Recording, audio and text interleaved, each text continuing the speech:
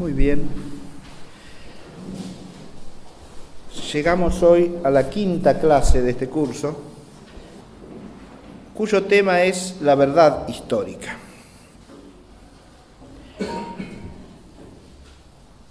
Y quiero señalar 3 puntos introductorios. El primero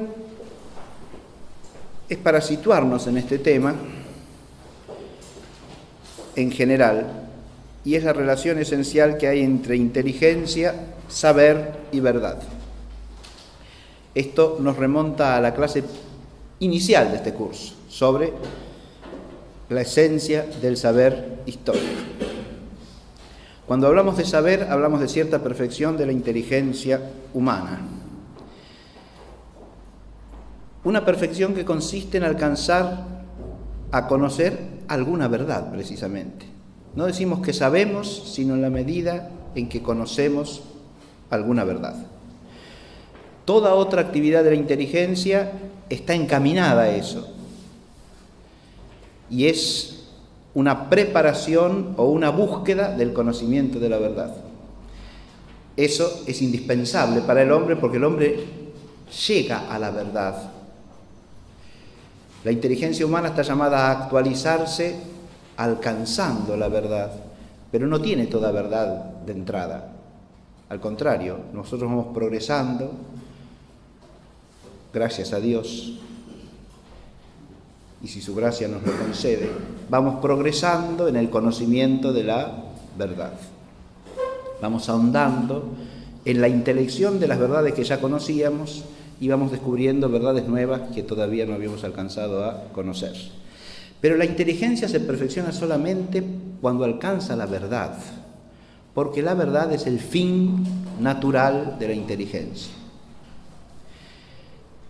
Si una disciplina, si un saber no alcanzase verdad alguna, propiamente no sería saber. Sería investigación, sería búsqueda de conocimiento, pero no saber. Hay saber donde hay conocimiento de la verdad, que es lo único que aquieta a la inteligencia naturalmente, lo único en que la inteligencia puede reposar, en el conocimiento de la verdad. Obviamente, la verdad aquietará la inteligencia en la medida de la elevación y de la profundidad de la verdad.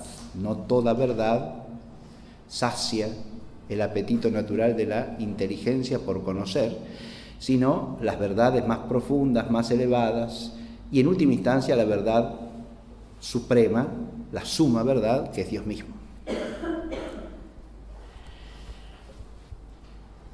En segundo lugar, recordamos otro principio. El primer principio que acabo de enunciar es que la verdad es el fin natural de la inteligencia. El segundo tiene que ver con lo que está escrito allí: el fin es la causa de las causas. Finis causa causarum, dice el latín escolástico. El fin es la causa de las causas.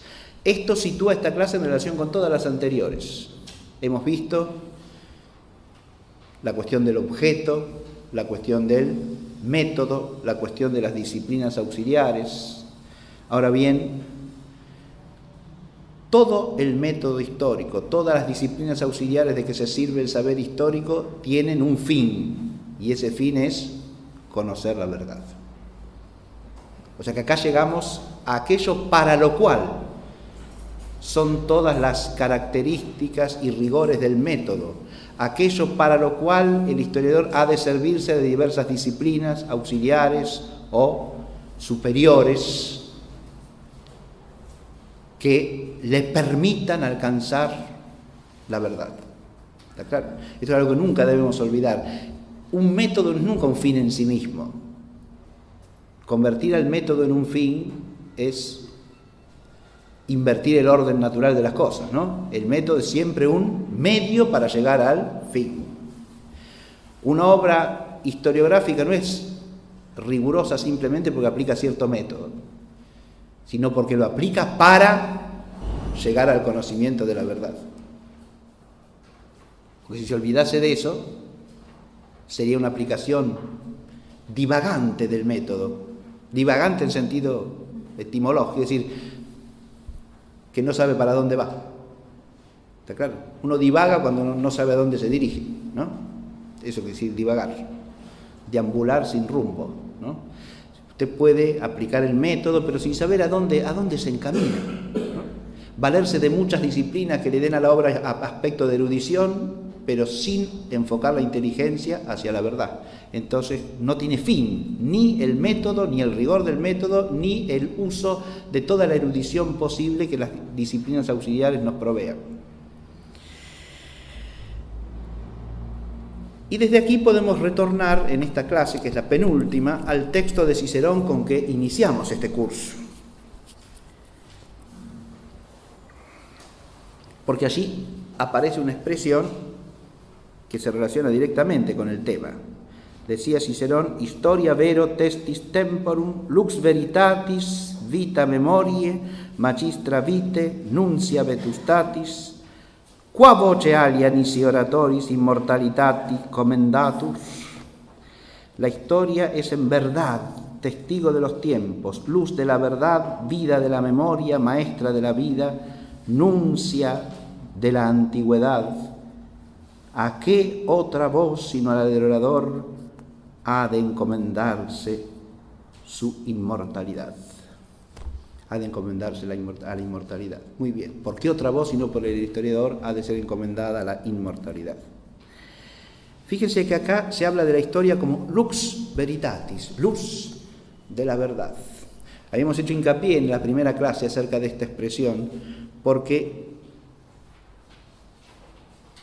cuando la historia alcanza a conocer verdades, y sobre todo cuando son verdades especialmente relevantes, como decíamos en la definición del objeto, para el hombre como hombre, ¿no es cierto? Para el hombre como hombre en orden a su fin, la historia nos ilumina. Ilumina nuestro espíritu, ilumina nuestra existencia e ilumina el camino de la existencia humana. No solo de los individuos, sino también de los pueblos.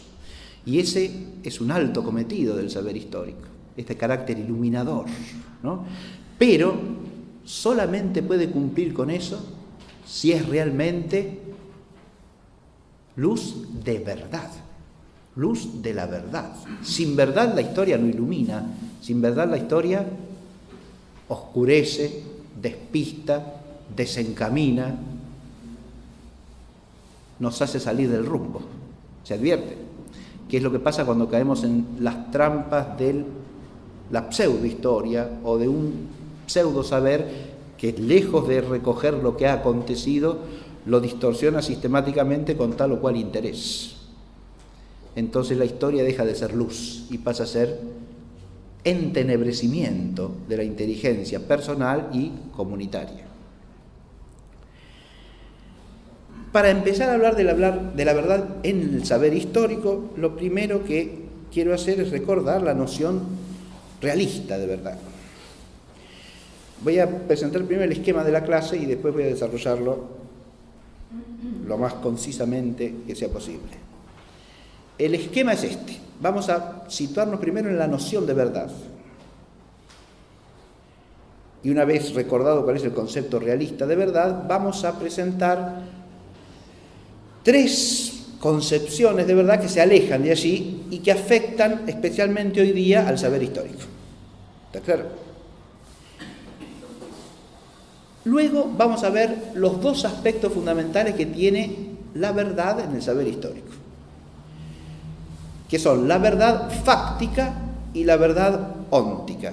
Explico desde ya a qué se refieren esos dos títulos que son la parte central de esta clase, ¿no? El historiador tiene que llegar a conocer hechos del pasado humano. En la medida en que conoce el hecho con rigor y objetividad, puede alcanzar la verdad fáctica, o sea, la verdad de los hechos. ¿Qué aconteció? Es lo primero que el historiador nos tiene que presentar, ¿no? ¿Qué es lo que sucedió? ¿Cuál fue el hecho? ¿Cuáles fueron los hechos? A esto nos referimos con la verdad fáctica. Es una verdad acerca de acontecimientos singulares y contingentes. Esto lo hemos dicho al hablar del objeto, recordarán ustedes, ¿no? de hechos singulares y contingentes que podemos captar gracias a las fuentes, claro, empleadas por el historiador con todo el rigor que el método historiográfico exige, ¿verdad? Ahí es donde tenemos la primera verdad que el historiador nos tiene que proporcionar, que es la verdad fáctica. Y esta verdad es compleja, porque los hechos del quehacer y del obrar humano son complejos, ¿se entiende? En cuanto empezamos a describir un hecho del pasado, hasta las palabras que usemos para describirlo pueden presentarlo objetivamente o no. Basta que cada uno piense en hechos del pasado de su propia vida, de su propia familia o de la propia patria, por supuesto, ¿no? Uno empieza a hablar del hecho y ya el lenguaje con que habla del hecho puede ser riguroso o no, objetivo o no. Y a veces, aun cuando estemos aludiendo al hecho que aconteció, lo podemos hacer con mayor exactitud o con menor exactitud.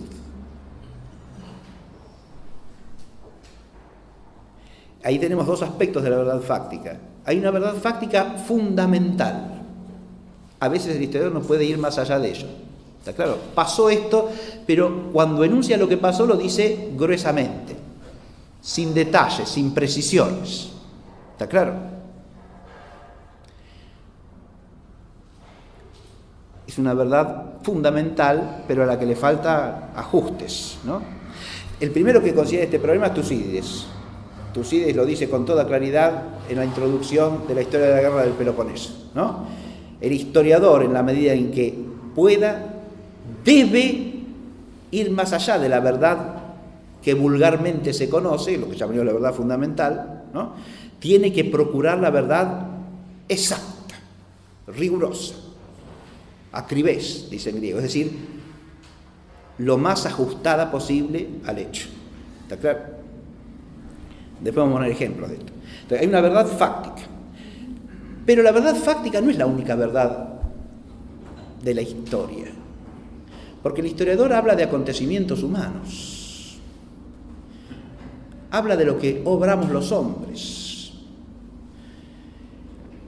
Su saber es un saber humanístico por el objeto también. Por lo tanto, tiene que conocer qué es el hombre, qué es la naturaleza humana y cómo puede entender o explicar cualquier hecho sin conocer qué es el hombre. ¿Se advierte lo que digo? La historia implica un saber antropológico, por supuesto, pero este ya no es saber de hechos, es un saber óntico, es un saber acerca del ser del hombre.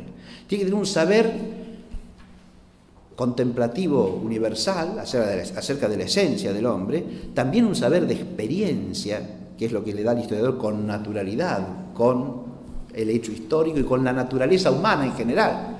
El historiador es un hombre también, ¿sí? Y como ser humano tiene la posibilidad de entender no solo esencialmente qué es el hombre, sino existencialmente, vivencialmente, qué es el vivir como ser humano. Hay un saber antropológico. Y ese tiene que ser verdadero en el historiador. ¿Es posible eso? Y claro que es posible. Salvo que uno caiga en un relativismo absoluto, porque no hay tantas concepciones del hombre como cultura. No. El hombre es lo que es. ¿Está claro? Ahí de nuevo tiene que primar el realismo. No, el hombre no es algo relativo a la circunstancia cultural o a la circunstancia histórica. Acá me remonto también a Tucídides, que hablaba de aquello humano universal, ¿no? Que es lo que le da al estudio de los acontecimientos singulares y concretos, contingentes del pasado humano, una eventual proyección universal. ¿Por qué? Porque existe lo humano universal, ¿sí? La condición humana, que esa es invariable. Pero además tiene que tener una visión del conjunto de la realidad. Fíjese, cuando el historiador trata de entender un hecho histórico, cuando nos lo comunica, ¿lo hace desde su concepción del mundo o no? Ciertamente, sin duda alguna. La visión que el historiador tiene de la realidad también ha de ser verdadera, porque en la medida en que no lo sea, por más que se esfuerce en darnos hechos con rigor, su lectura de los hechos, su interpretación de los hechos va a estar despistada en la medida en que su visión de la realidad esté despistada y no corresponda a la verdad. Adviértase que en estos dos puntos que hacen a la verdad óntica, hay también una verdad óntica que tiene que ver con el tema concreto que trata la historia, eso lo voy a explicar después. Pero estos dos puntos fundamentales es donde las disciplinas esas que decíamos el otro día que son superiores, la teología, la filosofía, ¿no?, iluminan ampliamente al historiador, ¿está claro? Dándole una lúcida captación de la realidad y del ser del hombre del cual él está tratando. Óntico, acá me hacen una pregunta que yo no he aclarado, pero óntico viene del griego on, que no significa otra cosa que ente, ¿sí? La verdad óntica es la verdad relativa al ser de algo, ¿sí? Óntico es eso, ¿sí? Estamos usando, es cierto, estoy usando un término que no es de uso corriente y que conviene aclarar. Muy bien. Y después de este esquema va a desembocar en una consideración teológica de este tema, que es donde quiero terminar la clase, ¿no? Recordando, y lo presento ya desde entrada del punto, porque es hacia donde se encamina toda esta reflexión, que Jesucristo nuestro Señor, que es el Señor de la historia, es Él mismo el camino, la verdad y la vida. Y esto es algo que el historiador cristiano no debe olvidar jamás, porque es la luz suprema que le permite tener la comprensión más profunda posible de lo que los hombres hacemos en el tiempo. Muy bien, ahora sí vamos a desarrollar brevemente cada puntito de estos. Empecemos por la noción realista de verdad y la historia. Cuando hablamos de la noción realista de verdad, ¿a qué nos referimos? A una noción que parte del reconocimiento de un hecho fundamental, y es que la inteligencia humana es capaz de conocer lo que las cosas son. ¿Está claro? La inteligencia humana es capaz de conocer lo que las cosas son, de captar el ser de las cosas, tanto esencialmente como existencialmente. Esta capacidad de la inteligencia se actualiza plenamente ¿cuándo? Cuando la inteligencia llega a formar una noción, un juicio adecuados de lo que la cosa es. Es decir, cuando hay adecuación entre la inteligencia y el ser de las cosas. Entonces la verdad aparece en la inteligencia. La verdad es esta relación que hay entre la inteligencia y el ser, en la medida en que la inteligencia capta el ser que se le manifiesta, que le está patente, que se le hace objeto.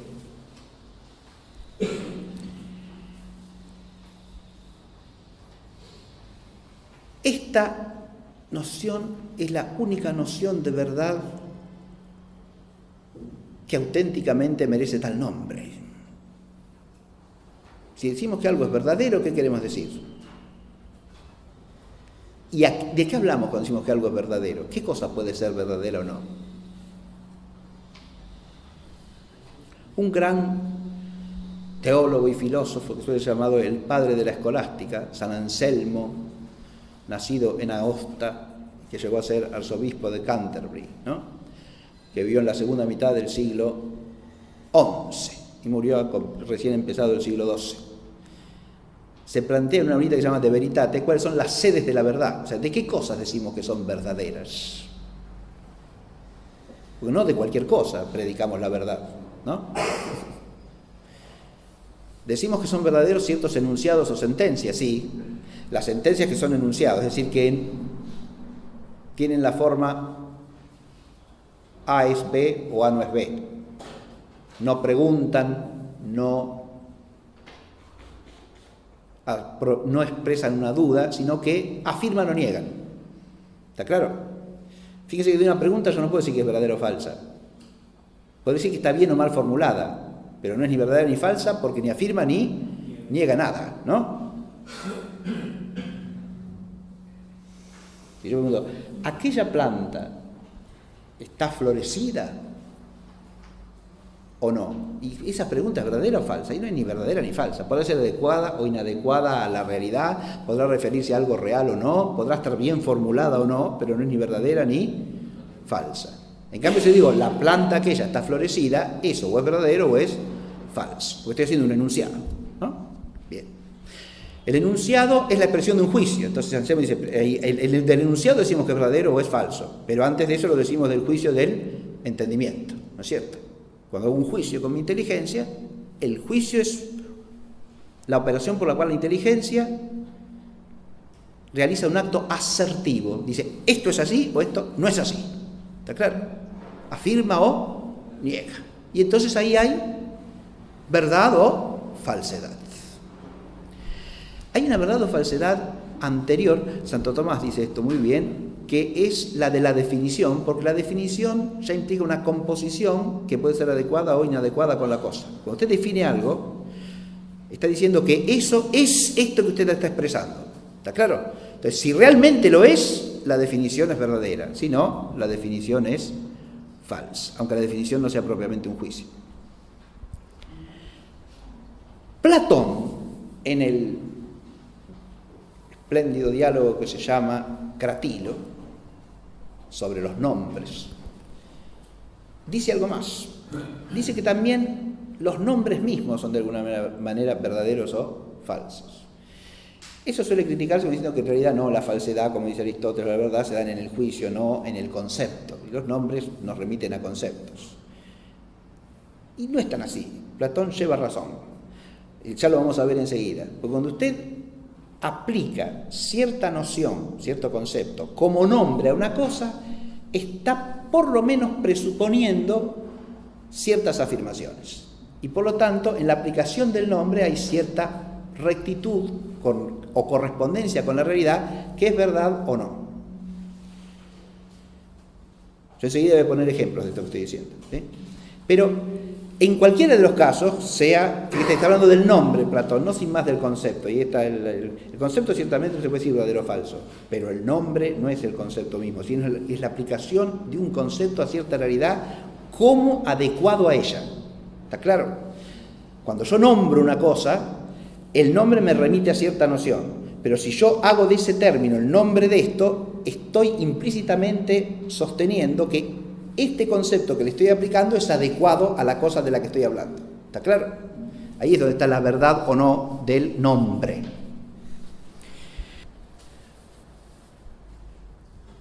Yo dije que iba a aplicar 3 concepciones brevemente que se oponen a esto, ¿sí?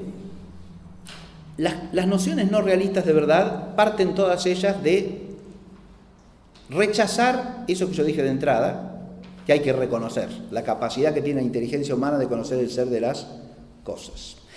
Ese retraer a la inteligencia más acá del ser de las cosas es un gesto, podríamos decir, de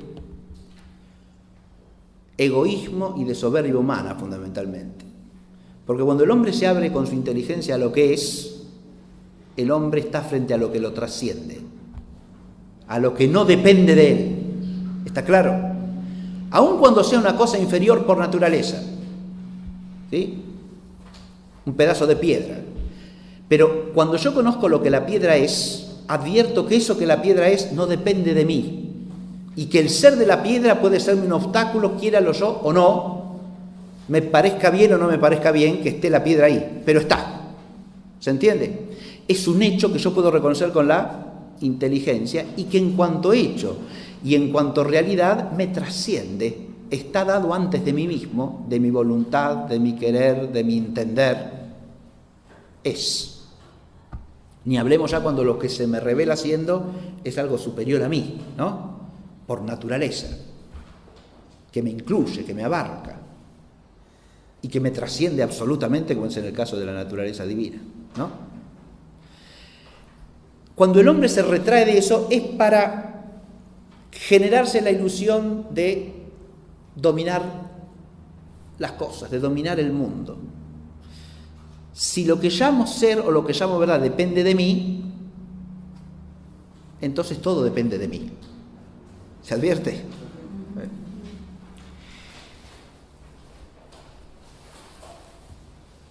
Yo he mencionado aquí 3 nociones que quiero contraponer a la noción realista de verdad. La primera es la concepción de una verdad relativa al tipo de conocimiento. No existe la verdad, dicen algunos. Hay para cada tipo de actividad cognitiva humana un tipo de verdad distinta. ¿Sí? Una cosa es la verdad en la ciencia, otra cosa es la verdad jurídica o judicial o procesal, otra cosa es la verdad histórica, otra cosa es la verdad del arte. Cada actividad tiene su verdad propia. Si con esto lo que se quiere decir es que cada actividad tiene su ser propio, concedido. Si lo que se quiere decir, está claro lo que digo, cada actividad tiene su ser propio, su naturaleza propia, su índole propia, sí, ciertamente, sin duda alguna. No es lo mismo hacer una demostración matemática que elaborar, redactar y firmar una sentencia judicial, como hace un juez. No, creo que son actividades claramente distintas, no cabe la menor duda que son actividades distintas. ¿Está claro? Pero saltar de ahí a que la verdad significa una cosa distinta en cada caso, a eso es lo que no es admisible. ¿Está claro? Vamos a poner el caso del proceso judicial, que es quizá el más problemático y el que nos permite una mayor analogía con la historia, ¿no?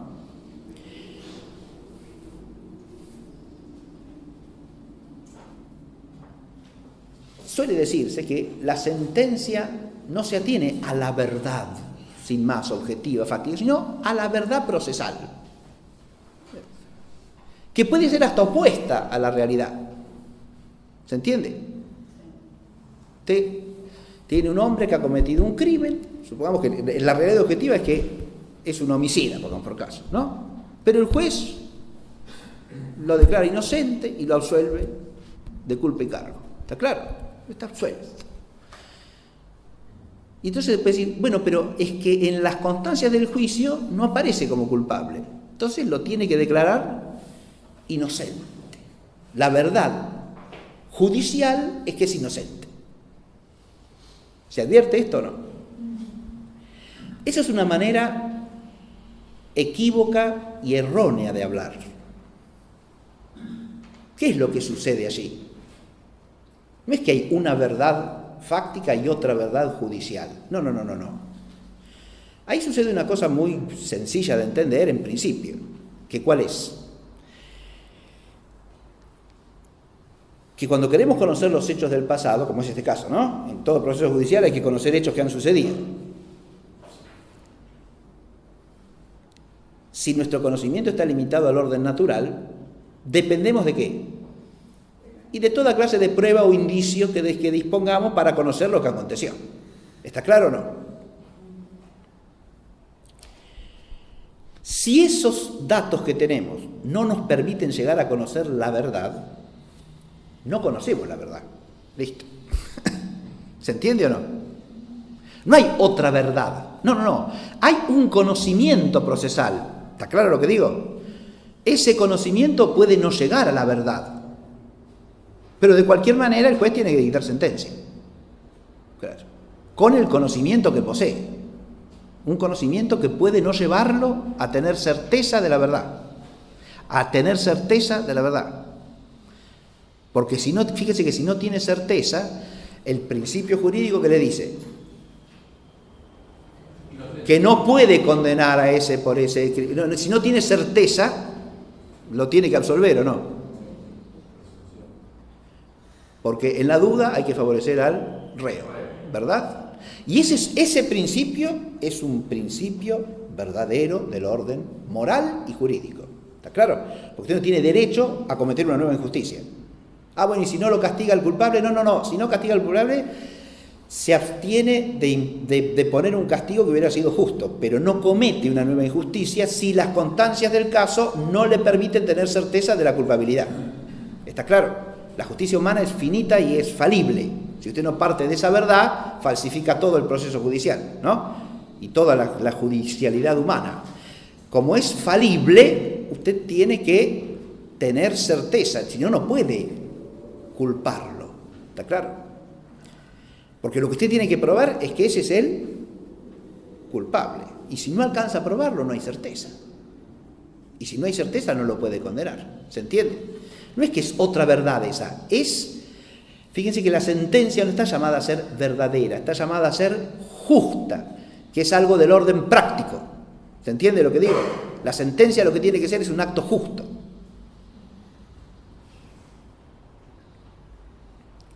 Ahora, la justicia no está en que sea conforme a la verdad, y la más perfecta justicia sí, lógico.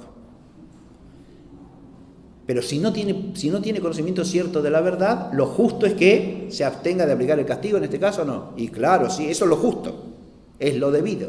Y ahí está siendo fiel a la verdad total en la que está involucrado su acto de justicia humana. ¿Se entiende? Hace el acto moralmente verdadero, el que corresponde.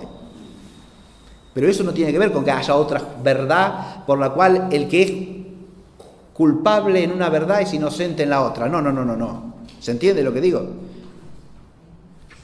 Desde el punto de vista fáctico hay una sola verdad. ¿Sí? Lo otro no es una nueva verdad. Es lo que el juez debe hacer. Eso no crea una verdad distinta. Y lo mismo en la historia, ¿está claro? No hay una verdad histórica aparte de la verdad fáctica. Bueno, yo reconstruyo esto así, entonces para mí es así. ¿Está claro? O yo lo veo desde este punto de vista, por lo tanto para mí es así. Esa es la verdad histórica mía. O es la verdad histórica, no la verdad fáctica. La verdad fáctica no interesa porque los hechos no los puede conocer nadie. Entonces yo los pongo como yo alcanzo a ponerlos y a eso le llamo verdad histórica. No, a eso llámele investigación histórica que no llega a la certeza, llámele investigación histórica que no llega a conocer verdades, pero no le llame verdad histórica. ¿Se entiende? Desde el punto de vista realista, hay verdad cuando sé lo que pasó. ¿Se entiende? Cuando digo certeza de lo que aconteció y esa certeza es objetivamente correcta. Entonces hay verdad. Si no, lo que hay es una aproximación cognitiva a la verdad, una indagación, una investigación que no llega a término. ¿Puede pasar eso? Muchísimas veces porque la inteligencia humana es finita y los indicios que podamos tener para conocer el pasado pueden ser limitados. Entonces no llegamos a tener certeza de lo que pasó. ¿Se entiende? Quedamos en la investigación. El historiador, a diferencia del juez, no tiene por qué emitir sentencia. No está obligado a.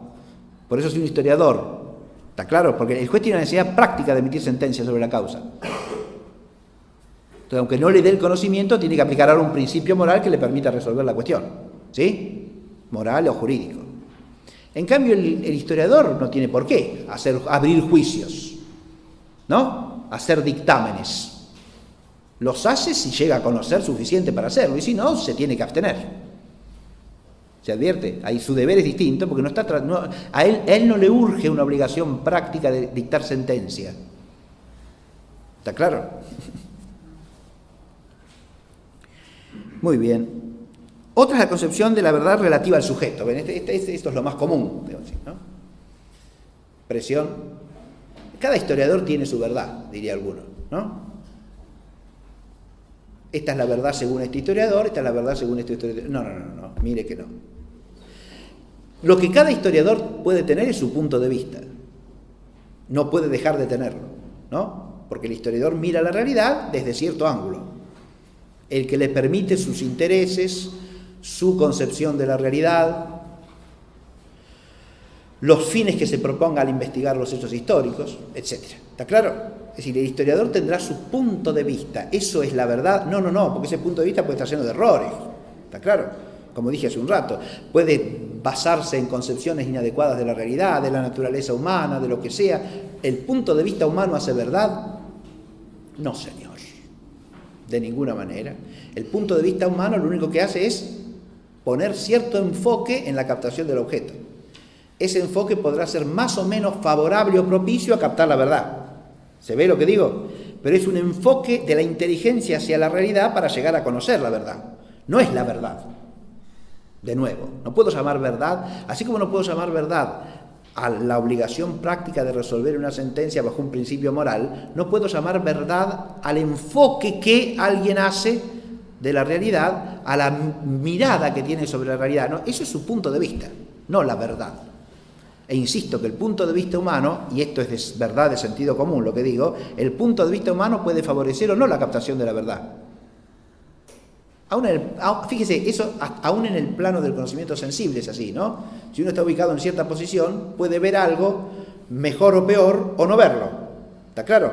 Entonces su punto de vista ahí, dicho en sentido literal, el enfoque visual que tiene, le puede permitir captar cierta realidad o no captarla. ¿Está claro? Ve o no ve. Ve de una manera o ve de otra. ¿Estamos? Pero ¿la verdad es su punto de vista? No. Ese conocimiento lo lleva a hacer cierto juicio, que podrá ser verdadero o falso. Lo que tiene que tratar de hacer cualquier historiador o cualquier persona que se ocupa de una disciplina es ser riguroso en el ajustar sus juicios al punto de vista que tiene y no ir más allá de lo que su punto de vista le permite. ¿Qué quiero decir con esto? Que usted no tiene que emitir juicios más allá de lo que realmente capta desde donde está enfocando. ¿Se entiende esto o no? Si yo estoy estudiando la realidad bajo un cierto punto de vista, bueno, me atengo a ese punto de vista. No puedo abrir juicios sobre todos los otros aspectos de la realidad. Porque desde ese punto de vista es que la estoy mirando.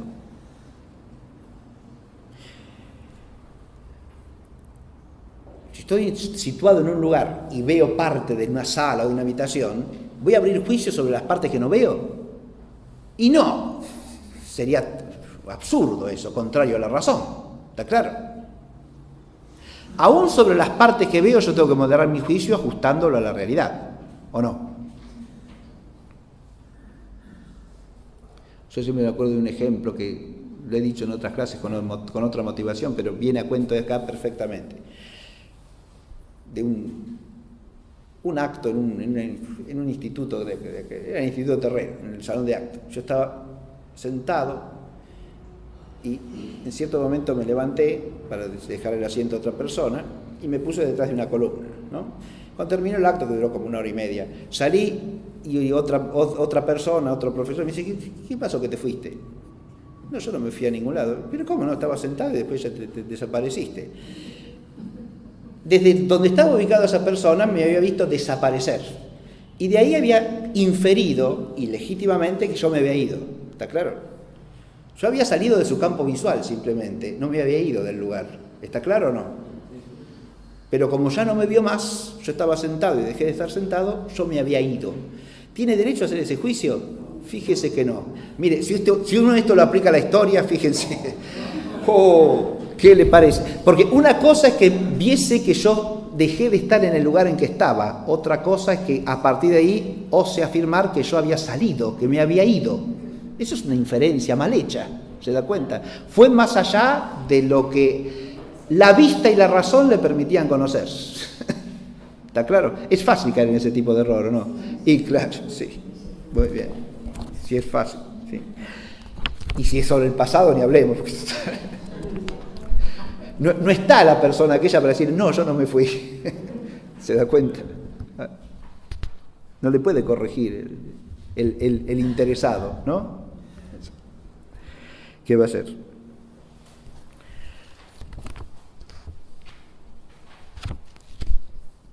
Y la tercera concepción, esto es un relativismo subjetivista, ¿no? La verdad no es el punto de vista. Está claro esto.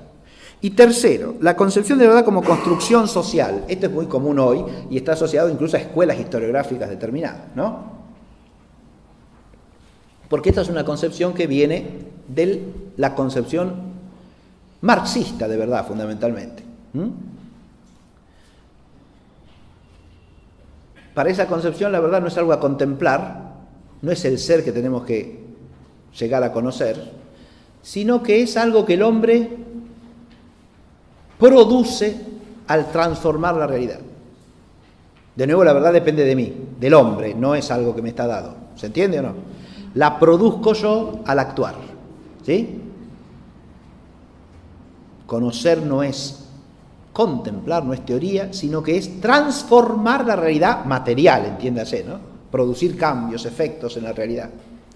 O sea que la verdad está medida pragmáticamente por los efectos que produce. Eso es un acto eficaz, y hay que ver eficaz con respecto a qué fin. No es verdad eso. ¿Está claro lo que digo o no? Que eso presuponga ciertas verdades puede ser. Que sea la verdad, no. Porque primero el acto humano, cuando es obra humana, voluntaria, no es ni verdadero ni falso. Es bueno o malo, justo o injusto. ¿Está claro lo que dije o no? Porque se mide por el orden moral, no por la adecuación intelectual con la realidad. Y la eficacia es nada más que una cuestión pragmática, porque la eficacia es la utilidad que tiene con respecto a cierto fin. Te dijo que la acción o la praxis fue eficaz y produjo el efecto que buscaba. Pero el efecto que buscaba, primero lo pudo haber conseguido causalmente o azarosamente. Segundo, puede ser un efecto bueno o malo.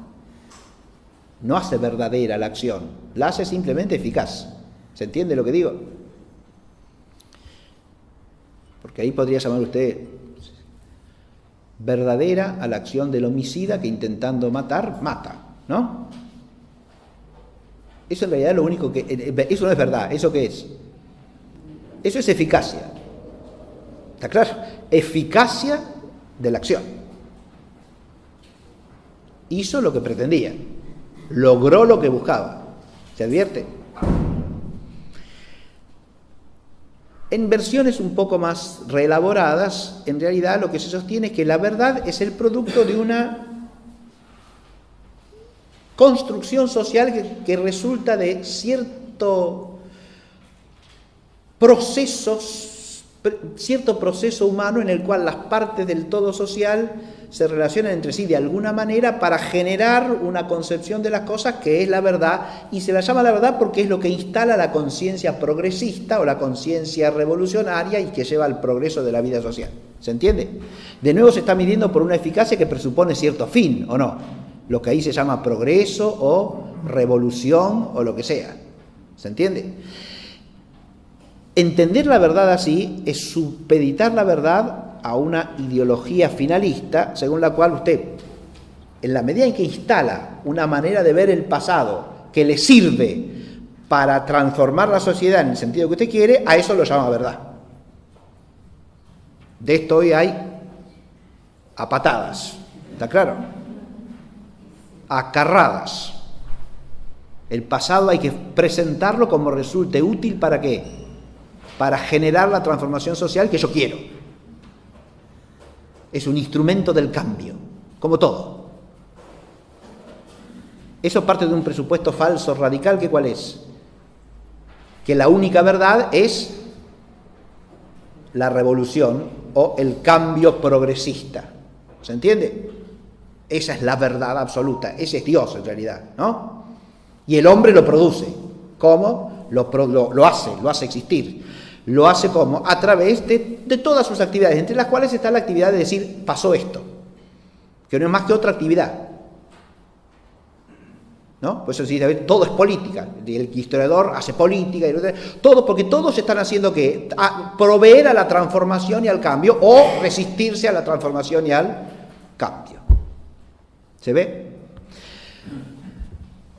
Una última versión de esto que quiero mencionar aquí es la que está asociada a los desarrollos posteriores o actuales de la Escuela de Frankfurt, que entienden la verdad como el producto de un consenso social democrático, esto es crítico racional. ¿Está claro? Si la verdad es el fruto, tenemos una construcción social, ¿no? No me voy a meter ahora cuáles son las condiciones de ese consenso, pero la verdad resulta del consenso. Mire, que los hombres nos pongamos de acuerdo en algo, ¿hace que eso sea verdadero? Y sencillamente no. Básicamente no. Rotundamente no.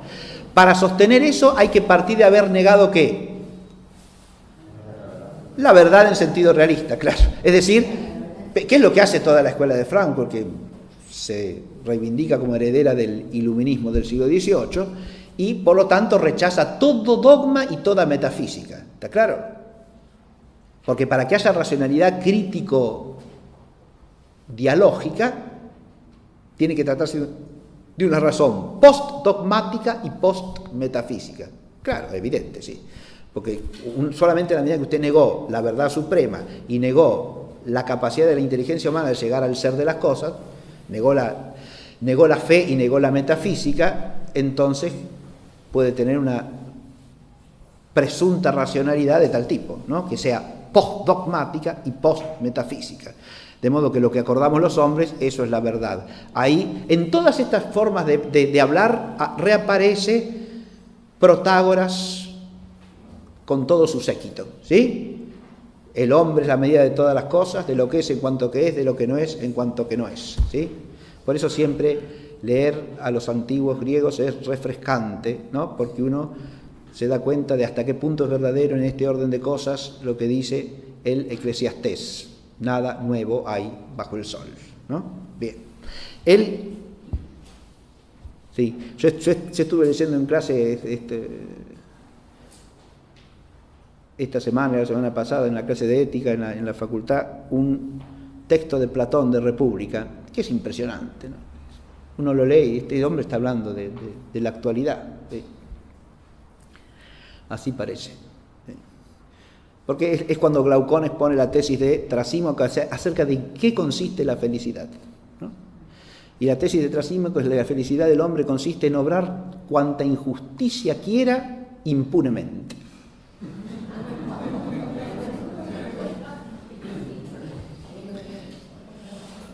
Es decir, hacer su capricho y su voluntad imponiéndose a los demás sin tener consecuencia negativa alguna, ¿no? Y la infelicidad del hombre, ¿qué consiste? Pregunta, consiste en padecer toda injusticia sin poder vengarse. Y lo justo, ¿qué es lo justo? Y como la mayoría de los hombres está intermedio entre estas dos cosas, hace ciertas injusticias y padece otras, la mayoría se pone de acuerdo en poner ciertas reglas para que todos tengan una parte de cada cosa, y a eso lo llaman justicia. Es una concepción de un cinismo brutal, ¿no? Sí. Ni Nietzsche lo expone tan brutalmente. Es cosa tremenda, ¿no?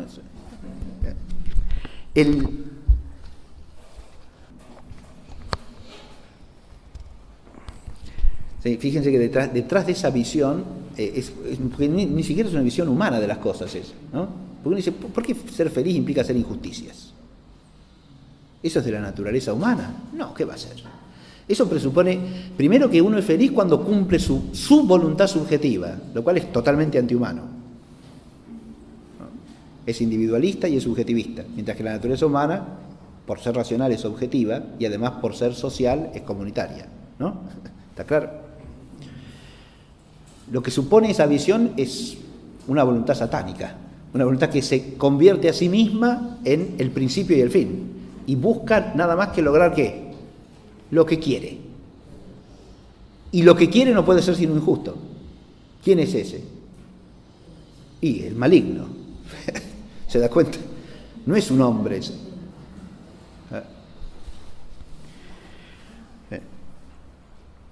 Sí, en ese mismo pasaje hace alusión Glaucón que está exponiendo la tesis de Trasímaco a un mito griego que es el de Giges. Giges es un tipo que encuentra un anillo, ¿no?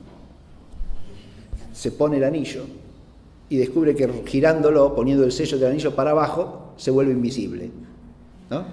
Cualquier parecido con el Señor de los Anillos no es pura casualidad, obviamente, porque este Giges, ¿cómo trae a colación acá el mito de Giges? Bueno, porque lo que dice Glaucón en nombre de Trasímaco es que si cualquier hombre pudiera hacer eso, para probar su tesis, ¿no? Cometería cuanta injusticia tuviese a su alcance, ¿no? Para lograr sus objetivos, porque nadie lo puede ver y por lo tanto nadie lo puede castigar, ¿no? Eso. Bien, lo cual es partir de una concepción también cínica de lo que es la condición humana, ¿no? Que es la visión del enemigo del hombre, ¿no? No tiene vuelta eso. Bien. Tenemos entonces que para hablar de verdad en historia hay que partir del concepto realista de verdad y no dejarse confundir por estas otras concepciones. Quiero decir algo más sobre esta última. Como concepción de la verdad es totalmente inadecuada. Lo único que tiene de fundamento en la realidad es que es cierto que en cualquier disciplina, y no solo en la historia esto se puede dar de una manera peculiar, pero en cualquier disciplina, el conocimiento humano es siempre interpersonal, ¿o no? No es de uno solo. Porque unos aprendemos de los otros, ¿verdad? Y como decíamos al hablar del punto de vista en la segunda sentencia, en la segunda concepción, lo que ¿Ve uno puede complementar lo que ve el otro o no? Entonces la mirada de uno acerca de los hechos nos puede servir para conocernos más plenamente que la que tenemos nosotros mismos. ¿Se ve? Eso es así, no cabe la menor duda. Pero eso no quiere decir que la verdad sea una construcción. Ahí no construimos la verdad ahí. Lo que hacemos es unir aspectos parciales del conocimiento, aceptar la limitación de nuestro punto de vista para complementarlo con otros, en orden a conocer la verdad, que es lo que interesa. Pero la verdad en sentido realista. ¿Se advierte? Y esto en el saber histórico se puede dar de modo peculiarísimo. ¿Por qué? Porque al tratar de los hechos del pasado podemos llevar intereses, pasiones, hasta espíritus de facción que pueden verse moderados y corregidos por el adversario, inclusive. ¿Se entiende? El que tiene una mirada opuesta. Si a uno lo que le interesa es la verdad en sentido realista, oirá todas las voces en orden a conocerla. ¿Se ve o no? E incluso si tiene que cambiar su punto de vista, lo cambiará. ¿Está claro? Porque puede ser que el punto de vista del otro haya llegado a la verdad y el mío no.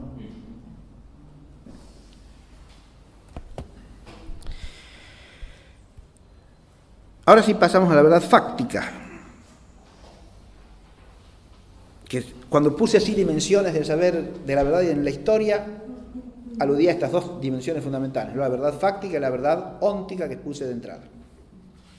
Empecemos por la verdad fáctica.